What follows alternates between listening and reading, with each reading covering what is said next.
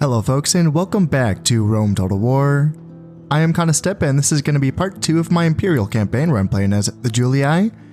And just before I get started, I want to give you all a little bit of a heads up just because I am having to record and upload all of these episodes, these intro episodes to my Rome campaigns ahead of time because they are going to be released and made public when I'm on vacation. So just a heads up that I will be on vacation when these come out, and when I return from vacation, I'll be going right on into 6 days straight at work, so I'm trying to make sure that I have enough stuff recorded to sort of get me through that, but if I'm a little bit tardy on replying to any comments and whatnot, these are my apologies ahead of time. For people who've been watching my videos for a while, I know that y'all probably know by now that October is my busy time at work, so we're about to head on into it.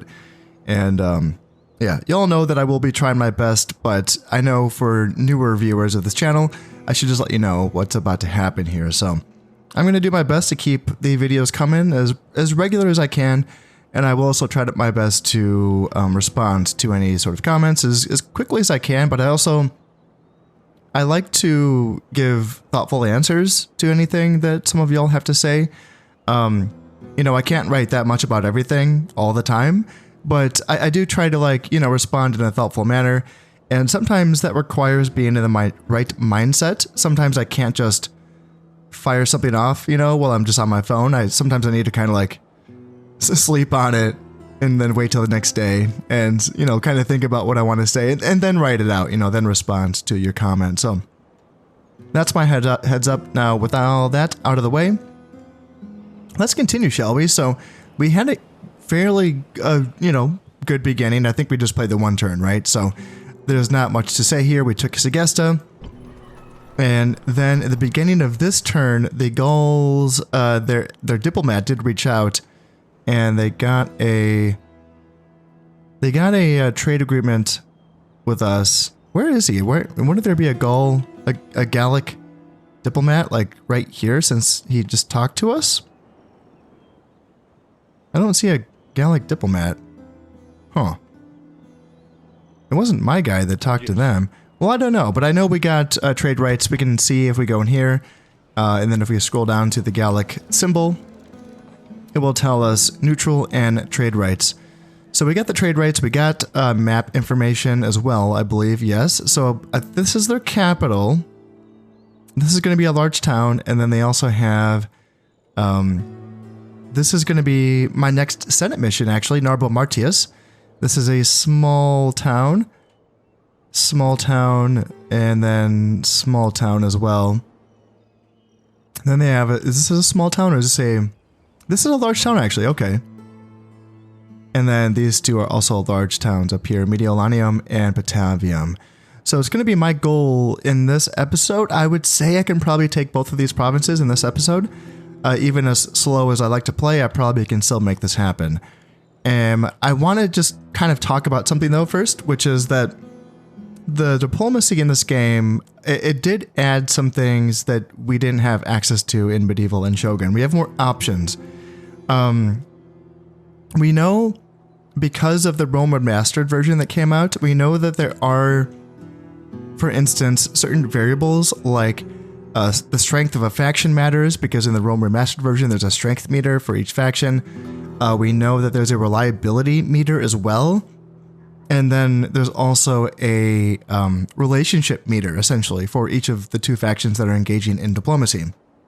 And I think that, well, for one thing, this game, the OG Rome Total War, does not have those meters when we go into diplomacy.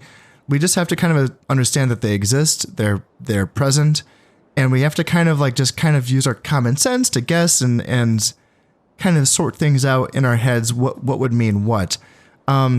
Strength, I think, is pretty obvious. It's, your armies, your wealth, stuff like that, I'm assuming. Armies and wealth, how many towns you have. Yeah, pretty obvious, I think. What else? Your reliability. So the way that you've handled diplomacy in the past, even with other factions, will affect how other factions engage in diplomacy with you, how they view you. If other factions see you double-crossing, other factions, it doesn't matter that it didn't happen to them. They will take note of that and think, okay, maybe we should think of, me a certain way.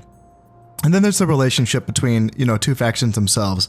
And this is where I think like, I think you can build this up, for instance, by like giving gifts of cash. That's like a kind of an easy one. There's obviously more drastic ways to do this, like gifting provinces, maybe proposing to go to war with a faction that they are also at war with. Stuff like that, I suppose, can build the relationship between two factions and maybe make them more likely to say yes to later proposals down the line. So that's stuff that we have to sort of assume. Now, when it comes to my relations with the Gauls, well, we got that trade rights. I didn't really want it, but I wanted map information, and I did happen to get an extra 300 denarii out of that as well. So that was, I would say, a good trade, but I do want to attack their provinces. I do want at least Batavium and Mediolanium, and then yes, the Senate also wants me to take Narba Martius. I have 10 turns to take that. Yeah, 10 turns to take Narba Martius. Yes. And I will be rewarded with 1 minor exotic unit. That might be a gladiator, that might be like a dog or something, I don't know, but, I'll use it, whatever it is. And so I have intentions of attacking the Gauls actually in this very turn, the very turn that I got that trade right with them. So when it comes to betrayal of a faction, what I'm curious about is this. So obviously, I'm not allied with the Gauls. I have trade rights with them. Does attacking a faction that you have trade rights go against the reliability, the way that you are viewed by other factions? Is this going to make it more difficult for me to engage in diplomacy with other factions later on in this campaign? For those of you who have played the Rome Remastered version, and if you have answers to this, I would be curious to hear what you know. I suppose it's pretty obvious to say that if you attack someone that you are allied with, that would damage your reliability. But what about attacking someone that you have trade rights with? Because if that also damages your reliability, then you should probably think about this, right? You should probably think more about who you're getting trade rights with. Typically, I would say it's pretty default to just kind of send your diplomat around, talking to as many people as possible, getting map information and trade rights. That's pretty much what every Rome Total War player does. But maybe we should reconsider this if this is causing potential hiccups in our diplomacy by, going against our reliability. Anyway, that's that little rant. Let's continue on. These guys right here, led by Vibius Julius and his 1 stars. Does he have any other bonuses for being a general? No, he does not. No, he's just a 1-star general. But he's going to be coming on over with his 2 Hastati and his 1 unit of Velites, and they're going to be attacking this Gallic army. If we double click on them, we know that they have 3 units. I'm pretty sure this is 1 Barbarian Cav and then 2 units of warbands. And they are just at the very edge of our range. However, because we are going to be attacking them with a small force, they should stay and fight. If I attacked Segesta with like 2 of my armies and then attacked this force, they would just run away. But I think in this case, I think they will be... Yeah, let's attack a neutral faction. And Segesta's loyalty is going to be in the red, but we can bring that unit of Hastati from Arretium up to Segesta to help out with that. And yeah, here we are. So they do outnumber us by a little bit here. And yes, 1 Barbarian Cavalry with 2 units of Warband. Does that Barbarian Cav have a command star? Is that what that means? Huh, that's interesting. Yeah, I guess I don't know too much about captain units with command stars. Or does that just mean he's a general? I don't think he has a command star, or else that would show on his flag, right? Actually, I'm looking for my own guy's command star. Yeah, because it's kind of hard to see, but his command star is like right there. So I think this just indicates that he is a general. But yeah, right. It would show it right here, and he does not have one. Yeah, just Captain, Captain. Oh, I'm in it now. No, I have to commit. Vercassivellanos. Yes, that's close enough. All right, let's fight this. The Gauls fool themselves and think they are our equals or better. I think they had the stench of death about them. Some of us will soon lie dead. The rest will drink to their memory, but, as always, we Romans will fight with honor! Hell yeah, we will.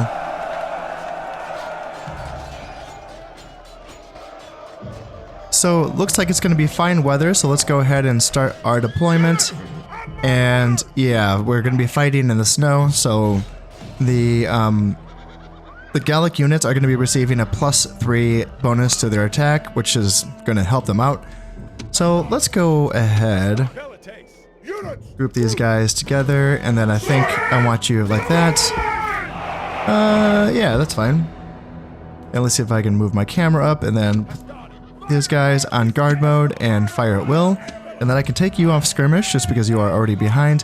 Actually, you know what? Let's do that instead. Yes. Now let's put you back on skirmish. And then you can just hang out like right behind them. If I'm right about the way that command stars work, the fact that he has only one command star means that he's only going to influence troops that are in his immediate vicinity. So, yeah, we'll see about that. And yeah, let's just start marching up. Actually, we can get a little bit closer. I want to inch up though. I want to go kind of slow here because I want to be able to throw all of my pointy sticks into their men before we engage their warbands. As I've discussed before, their warbands are more numerous than my... Yeah, they have 120 men in their warband units. That's 50 more men than essentially my my Astati.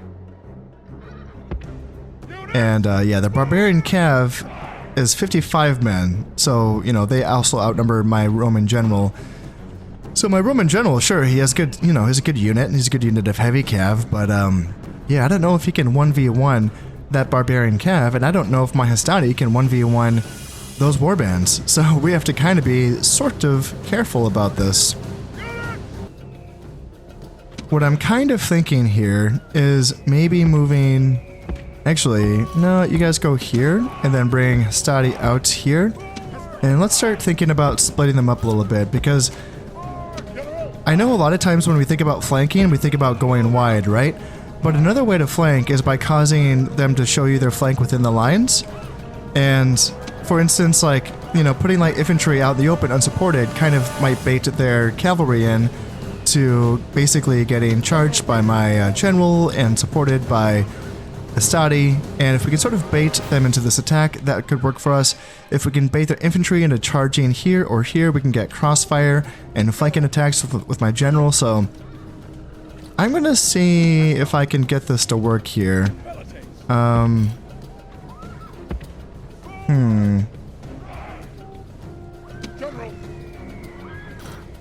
maybe I should keep my units together for now? Just so that we can get... My Velites have decent range. They're not quite in range. Where does it... Yeah, so they're going to be in range there. And yeah, they're already thinking about coming forward. Okay, they inched forward just a little bit there. Now my Velites are in range of this warband right here, so they should start throwing their javelins in. And I can't... Off the top of my head, I can't quite remember... how many tosses they get. But let's see if we can't knock this warband down a bit and sort of even the odds a little bit. And yeah, you see when they're like banging their when they're like screaming and banging their shields with their spears, that's when they're activating the war cry ability, which is going to increase their attack, I think, for like, is it like 30 seconds? I'm not too sure actually. I don't know too much about the war cry. But yeah, we've already gotten this unit down to 100 men. Do you have any other? Nope, that was it. Okay, well. Maybe it's time to bring up hastati like that. And I kind of want you to shorten your lines a bit. And then keep the general here, and then keep you like here. Because now I'm going to see if I can get my hastati in range so that they can throw their pilum in as well. Oh, we have movement. We have movement here. Okay, okay. Yeah, they're shifting around a little bit here. They know better than to just let us, you know, march on their flanks. They know enough to, you know, pivot a little bit here. Now my hastati on this side are able to throw their pilum in. And yeah, we will be hitting their shields. But, you know, that's doing some pretty decent damage. Yeah, that's bringing them down. And that's it for your throws, right? Yes, it is. So 86 men versus my 77. On that side, my velites can also help with that fight. And now let's see if we can get these guys in range too. And I want my general right there. Just so he can get that flank attack in if the warband decide to charge my hastati. And yeah, they are in range now. So let's knock some guys off of this unit as well. Bring them down. Yeah, they lost 5 guys in that volley. And down to 113. That's all we're going to get? Okay, alright. Now it gets a little bit tricky here.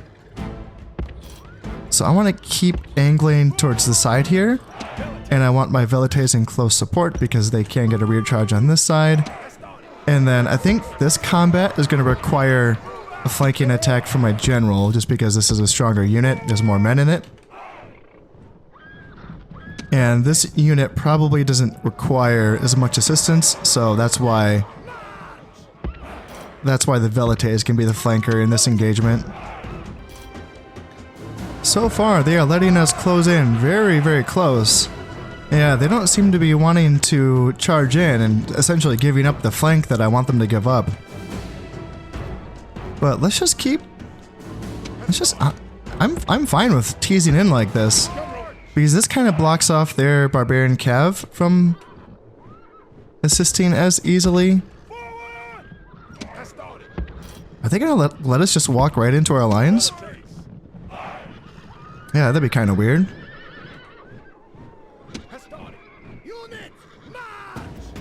So yeah, now we have, because my guys are on guard mode, we just have these like little engagements here. There we go. There they go. That's what I wanted to see. So yeah, throw my guys in on that side, and then let's do this. And let's see here. Probably take my guys off guard mode and attack. Just because, I mean, they are good units. And then let's throw my general in here and get a flanking attack on these warbands, and you guys can go off of guard mode as well. They're actually holding out, like more than I thought they would.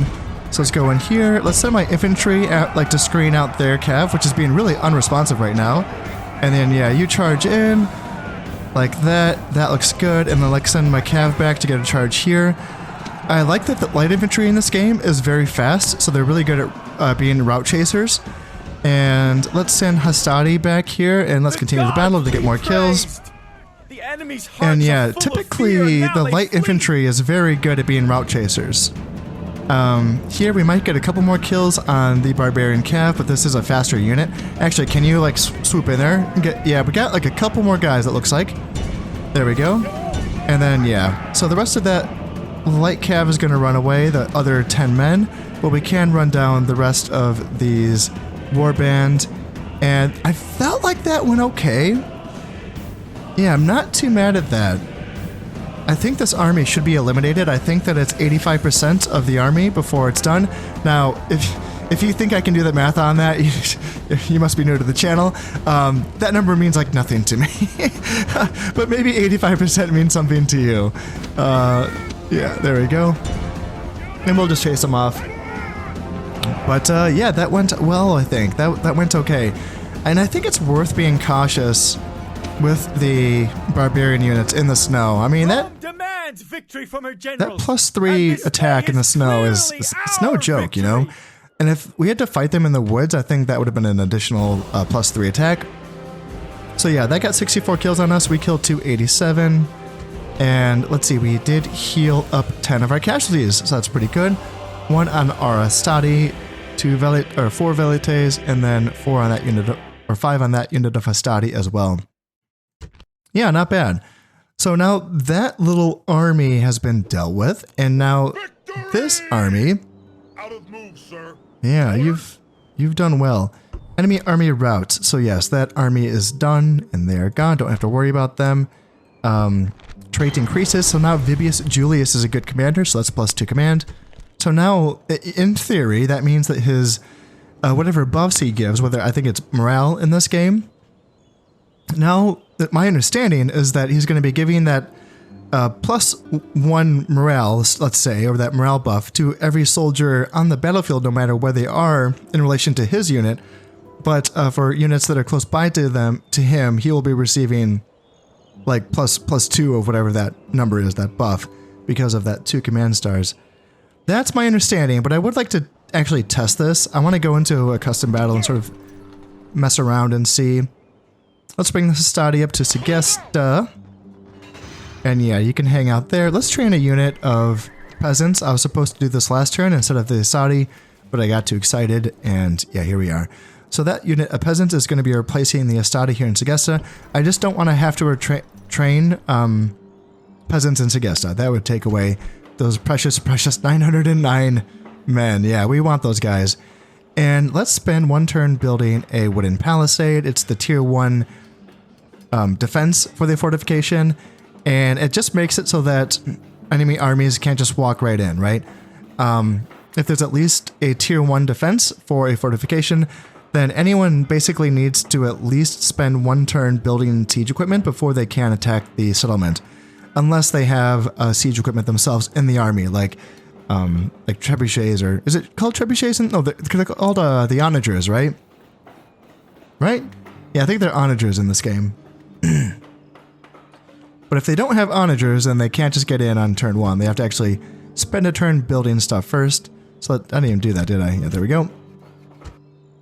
And Arretium, they did build the Shrine to Jupiter in the last turn. So what do we want in Arretium now? Maybe some paved roads might be good. Probably don't need this is the 2nd tier of farm upgrade. We probably don't need that right now.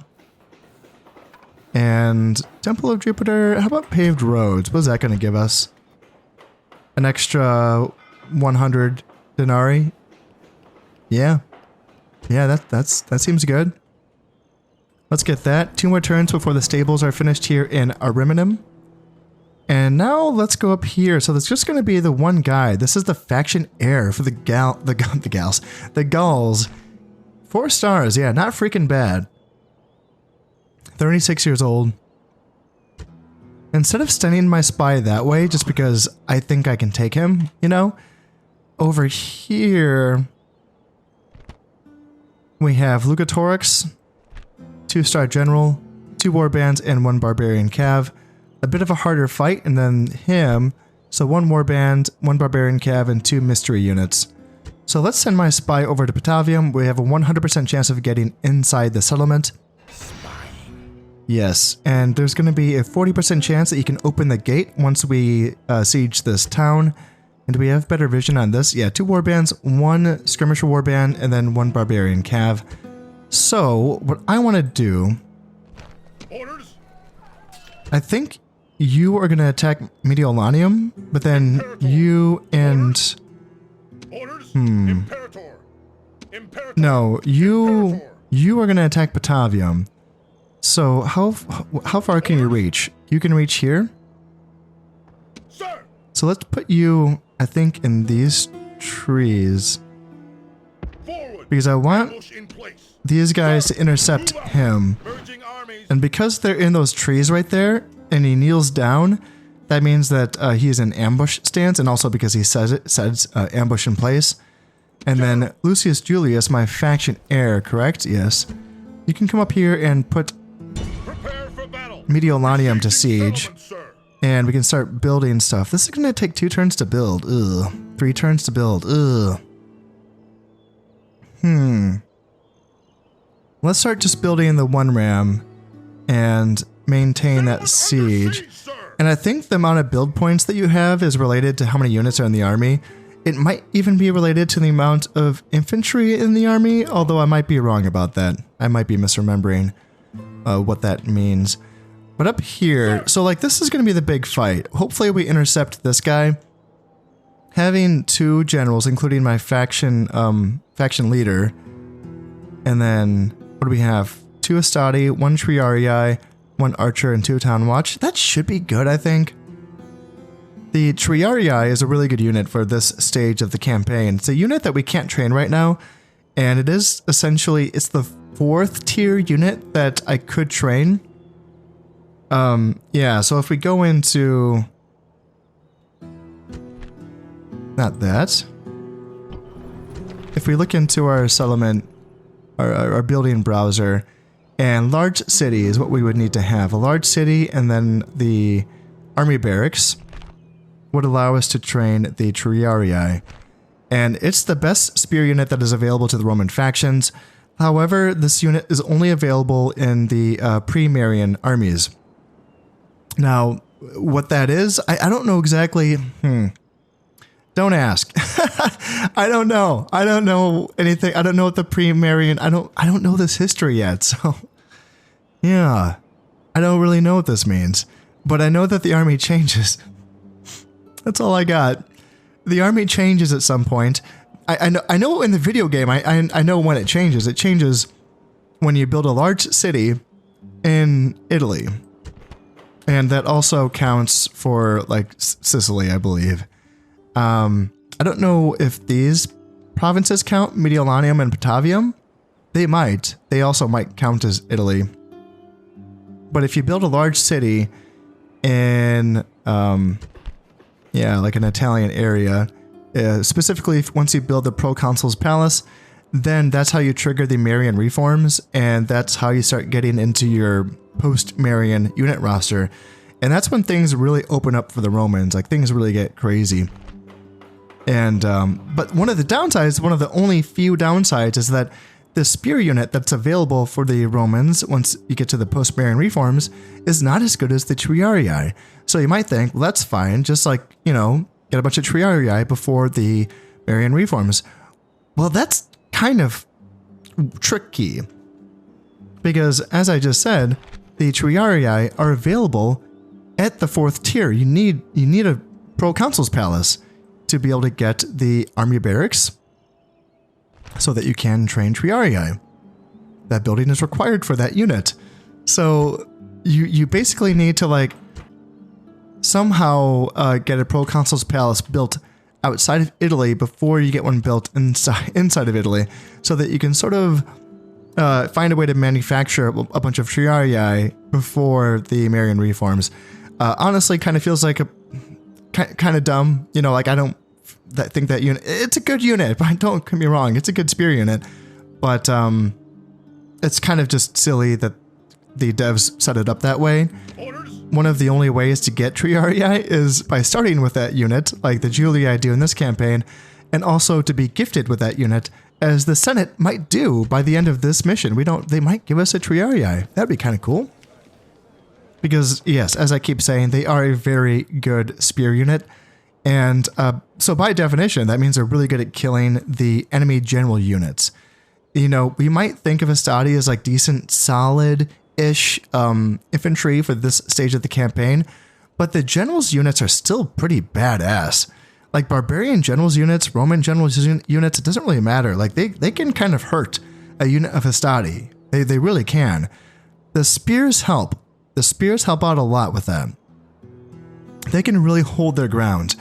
I know that a part of the unit stats, and this is something that I don't, it's in the game files. I can't look this up, but there's a stat that refers to a unit's discipline, and that's different than morale. So morale is, we know what morale is, but discipline's different. Discipline is how a unit holds its unit structure. And I think that it kind of refers to like how its mass works and how easy it is to push into a unit. So if we were to compare on the battlefield a unit of Hastati and a unit of Town Watch, they have the same amount of men, but we will see a Town Watch always takes up more space. It's because they are a little bit more spaced out than the unit of Hastati. They have better discipline in Hastati than Town Watch. However, I think that there's more to it than just the spacing. I think there's, and this is kind of where I'm guessing, but I think that there's sort of like a mass increase kind of in certain units that are just better holding their formation together. And that's obviously important when they're getting charged by heavy cavalry. So that's where Triarii really perform well. The Hastati just, they perform well in infantry engagements. We just saw them do okay in that last battle, but getting hit by heavy cav is still going to really hurt these guys' feelings.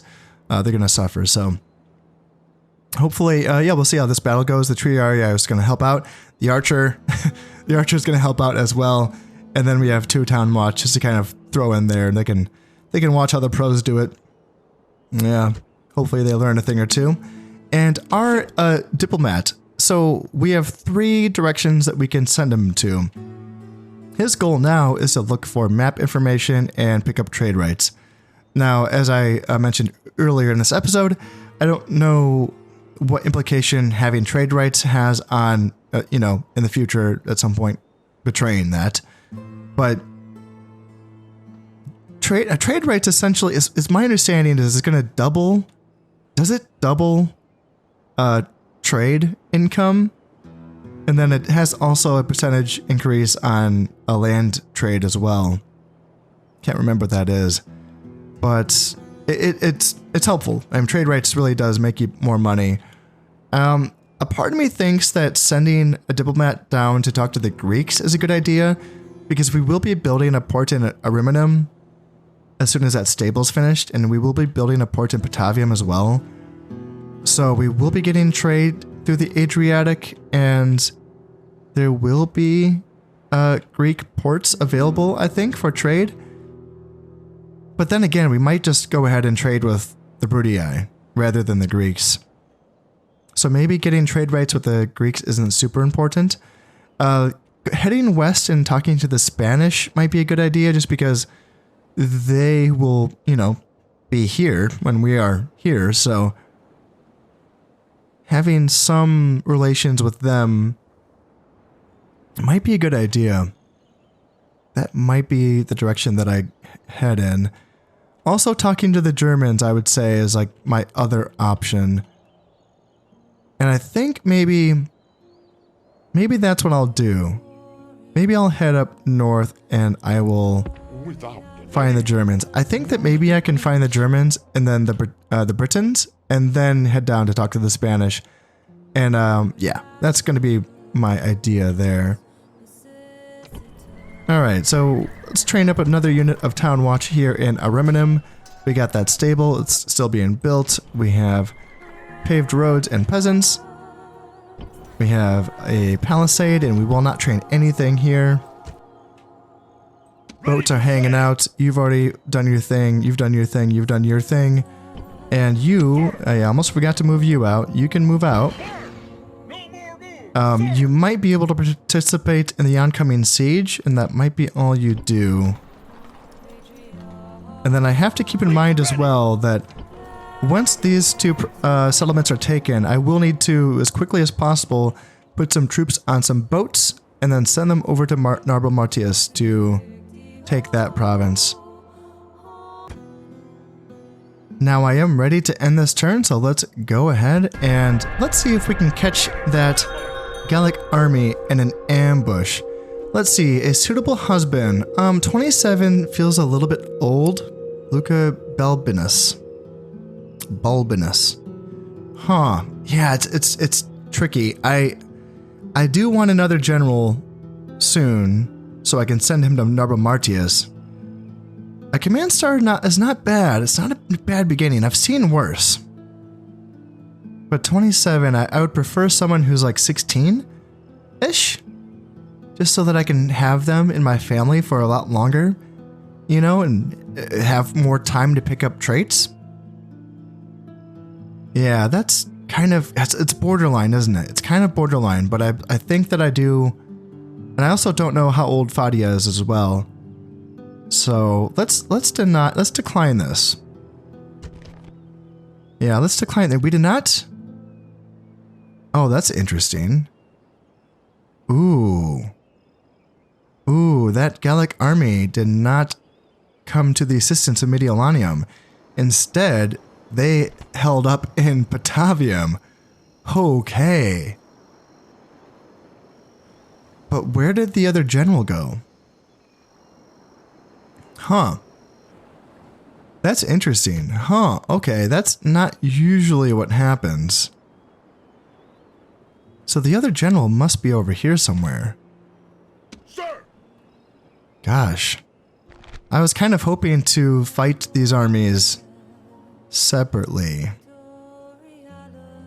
So in the event of a siege, the settlement can hold out for 6 turns.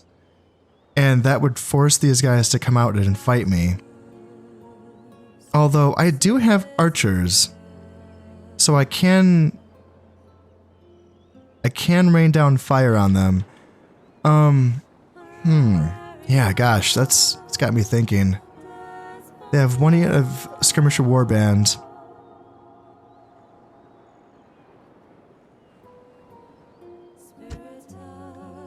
I'm tempted to stay in ambush. I am really tempted. And would you be able to join? It's hard to tell. Yeah, that's kind of a hard choice for me. I mean, do I wait for reinforcements? Send you up? Sir!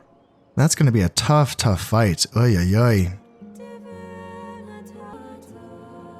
I am trying to remember, because this is something I probably should know by now, but if I attack, you know, like in a battle, and I essentially just go in there, shoot all of my arrows, and then use all of my pilum on my Astati, and then just withdraw, do I still keep the settlement under siege? That's what I'm trying to remember. Because if that was the case, then I can just do that, you know, maybe kill a unit or two, and then go back in and do that again, you know, until they are much more weakened. And maybe eventually they will just sally out and attack me. Here is what I'm tempted to do. I am tempted to give this another turn to see if they move out and try to assist their brethren here in Mediolanum. Now, I would like to move this unit of Town Watch up to join this army. I don't know, it's right on the edge, isn't it? So I don't know if they're going to be able to make it in. Now, this could work to my benefit if a unit is left out of the stack and they are visible, they are not hidden, they are not an ambush stance, then that might tempt the enemy to come out and essentially get ambushed by this army. So that might be an idea as well. Nope, he's also in ambush stance now. And yeah, he can't join that army either. So that's useless. What about, okay, can I bring him like out of ambush stance if he comes down here? Now he might not be in ambush stance, but now he's vulnerable to getting attacked.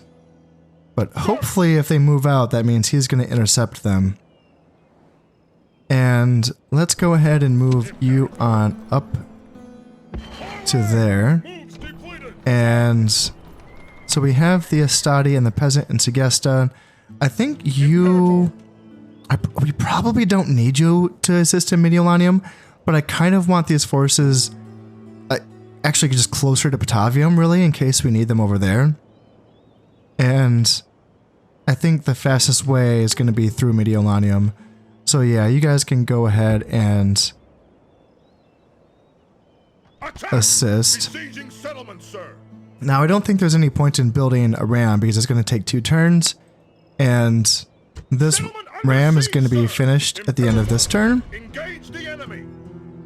And we only need one ram, so I guess there's just no point in building rams there. So that's fine. We may as well keep that Hastati in Segesta just because this Hastati is going to be used to take Narba Martius. And let's go ahead and train another Hastati. Yep, and Arretium. Still working on the paved roads. Ariminum is working on the stables and the town watch. And Segesta, still don't train anything, but is it time for a Shrine to Ceres? Actually, let's just get roads. Even though roads, the basic tier 1 roads, do not increase trade at all, still, it does improve the movement speed of armies. And, you know, even though the province itself isn't like that, there's not much here, but like still, every little bit helps when it comes to the early game and getting armies moving about a bit faster. So let's hope this works here. Yeah, fingers crossed, because I would like to fight them out in the open and not in a goddamn siege battle. Not an army that big. No, that's not really what I had in mind. And then let's go ahead and send our diplomat up here and see if we can find some Germans to talk to. Yep, looks like we found the edges of German territory. And because I don't have this map memorized, I can never remember where exactly their closest town or settlement is. Is it here or is it like here? I can't quite remember, but I guess this is how I learn, you know? All right, Flavius Julius, all eyes are on you, man. All eyes. Let's see. Are we going to be able to pull them out of Patavium? Doesn't look like it. No, they are held up. They are holed up in Patavium. They do not want to leave. Oy, oy, oy. Huh. Interesting. Did they train another unit? Yes, they did. Oh, God. Oh, yeah, yeah. Okay. Yeah, that's kind of terrifying. So, you know, let's just like, you know, first things first, I guess. Let's take Mediolanium and then send... I think you, Fabius Julius, are probably going to go and take Narba Martius with whatever units of Hastati I can gather together.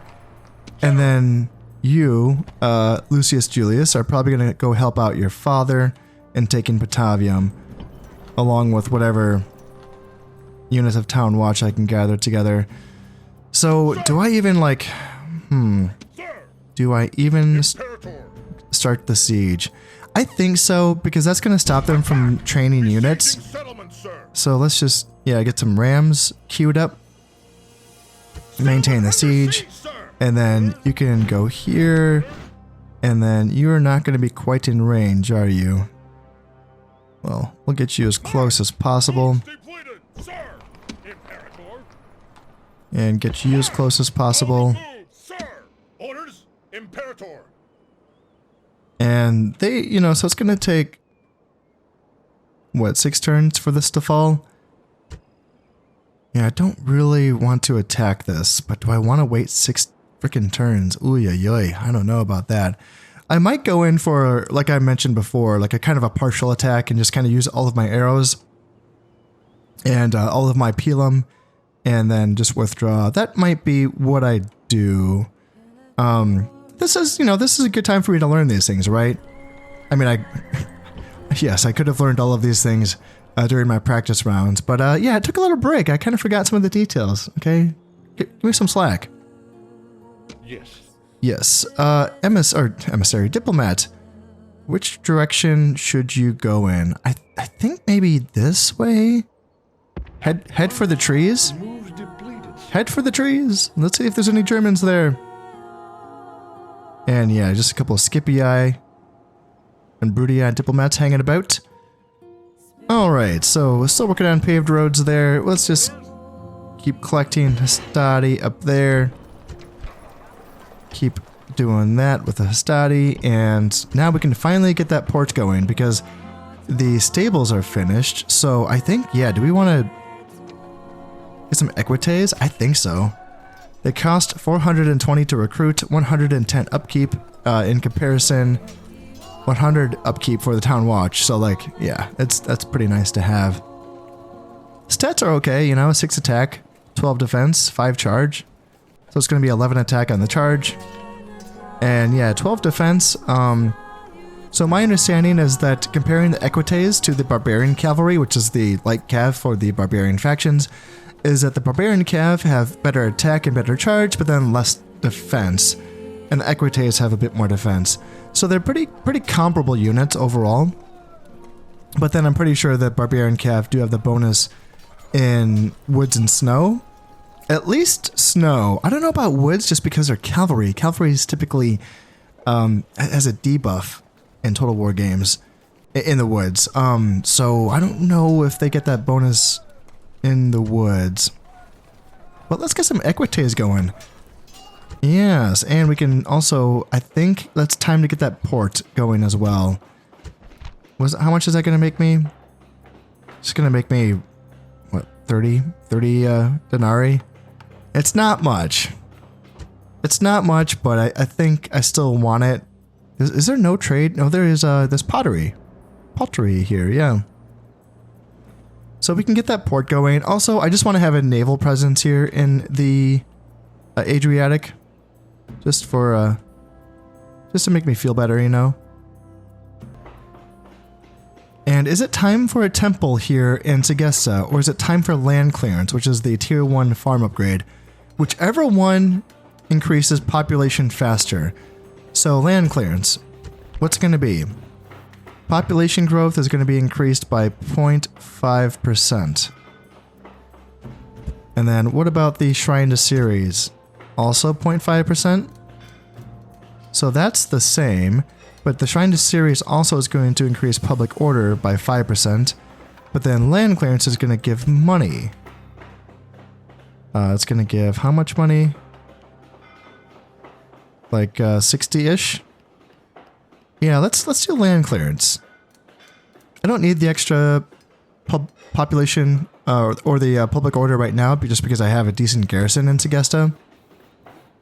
So yeah, let's do land clearance for now, then the Shrine to Ceres, just for that population growth, and then after that we can get a trader for some more population growth. Here, yes, we are losing money, but that's okay for now, I think. Okay, I think it is time for us to go on in here and take Mediolanium. Yeah, we just have the 1 ram, but I think we have the guys. And yeah, let's not have the AI control Vibius Julius. I would actually like to use that army after this battle. Yeah, I actually have been experimenting with letting the AI use my second army if I have a second army. It's kind of fun to do, but if I have less than 20 units, or if I have, you know, a full 20 unit stack, I will just control all of the units myself. Thank you very much. But I don't know, it can be fun playing with the AI controlled stack, just because this is the first Total War game for me where I can have more than one of my own armies on the field at the same time. You can't control more than 20 units. If you put it on like this, so you control all of the units no matter what, and you have more than 20 units, you have to wait for the other units, you have to wait for some of your own units to withdraw or rout before you can put on more units. The same exact way as in Medieval 1. But to have 2 full stacks of your own, you could just let the AI control it, and it's kind of epic, you know? Yeah, like it can be a waste just watching them throw your guys away, but I don't know. It's something that I probably will play around with later on in this campaign, honestly. Alright, here we go. So it's going to be, what, my 1 star, and then my 2 star, and then up against their 4 star. But it's just his bodyguard. That's all it's going to be. So let's go in and get the job done. Today we fight against monsters. The Gauls. They are dangerous, mad, and hairy beyond reason. In victory, they are always heartless. Now then, look to your front. Mark your target when it comes! Yeah, let's go. So it is snowing, and I don't have any the snow just affects if you have like archers, right? I don't think it affects your pilum when it's being thrown. So I don't mind just fighting in the snow. I mean, we're already fighting on snow, so like, yeah, they're gonna get their bonus no matter what. But let's go ahead and set my guys up here with our ram. And then it's my understanding that my reinforcements are going to be arriving from the other side of the map. So they have to walk all the way around, and you don't want to walk them close by the walls of the settlement, or otherwise they will get shot by the arrow towers. And you don't want that to happen, so you want them to walk the wide way around, all the way around. And I'm probably just going to wait for that. Even though I know I probably don't need the help, but still, I may as well. You know, I don't want to take this barbarian warlord for granted. And did it? Wait, are my guys not coming? Are my guys already on the field? Wait, did I click the wrong button? I thought that I told my reinforcements I wanted to be controlled by me. Did I not click that? Oh yeah. Because I see the flags over there. Oh no, I think I made a mistake. Yeah, because those are my guys. Oh no. Oh no, this could be very bad. They could end up losing a lot of guys because they're going to be walking like alongside the path of of this settlement here. And damn. Oh, that's going to be rough because I was counting on having that army, as I just mentioned. I was counting on having them relatively healthy to get them ready to take Narbo Martius. Am I going to have time to heal those units back up again? Or, you know, even will that general survive this attack? Oh god. Oh dear. Now we have our guys up against the wall, or up against the gate, and they are battering away. I think this is just a tier 1 palisade, I think. So the tier 2 is also just kind of like a wooden structure, but it has a stronger gate, and it does have stronger walls as well. And the battering ram does not have to be used just up against the gate, it can be used up against the wall section as well. I think it's like not like this area that has like kind of the double, whatever you want to call it, but like this area can also be knocked down. But yeah, like this area cannot be. No, it can actually. You can target that area. Okay, that's interesting. Our soldiers have done their work. Interesting. Well. The battering ram has broken through the gate. And yeah, the warlord is not anywhere near. And there's also no sign of that my reinforcements. There's no sign of them as well. And I kind of, now that I know they're being controlled by the AI, I kind of want to finish this battle. Our soldiers have done well just with these guys, you know? Yeah, just to sort of lower any risk of those guys just getting absolutely trounced. So let's come on in here. Let's actually, just because the barbarian warlord is a strong unit, let's keep my guys like really close together so they can support each other. And then yeah, general can just be, yeah, maybe just right behind. But the general is just going to be hanging out like on the town square just because he knows he can't defend the outer wall, so he's just going to be chilling out there. And yeah, are these guys getting shot? It's hard to tell. Trying to see if they're losing men or not. Okay, we see our reinforcements coming in all the way around. So let's see if I can move on up here. And we definitely do not want to be taking a downhill charge from the enemy general. I would rather get my guys on up here. Maybe have my Astadi kind of side by side between these trees on this side. And then maybe have my general kind of situated to the flank for a flank charge. That might be a decent idea. How many guys are in this unit? What are we looking at? 39? Yeah, 39 dudes. And I have 39 men in my own general, because this is 2 faction heirs going head to head. Are these guys losing guys? Looks like the Velites lost 1 man so far. This unit has lost a couple guys, and that unit has lost 0 men so far. Yeah, they're exhausted. Unhappy due to exhaustion because, yeah, they're being run up here. When I played my practice battle for this battle, you know, a little while ago, I just walked my guys all the way around because I was being smart, and I noticed that this was interesting. The guys, when they were being walked, they did not lose any fatigue, even though they marched essentially the entire map all the way through the snow. They didn't lose any fatigue. They were still completely fresh by the time they arrived. And then I just heard something recently when I was watching another player play this game on YouTube. And I heard them mention that units don't lose fatigue when they're just walking.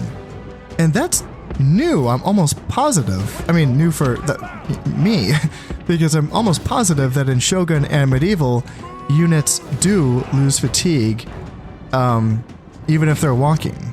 I'm almost positive that's the case.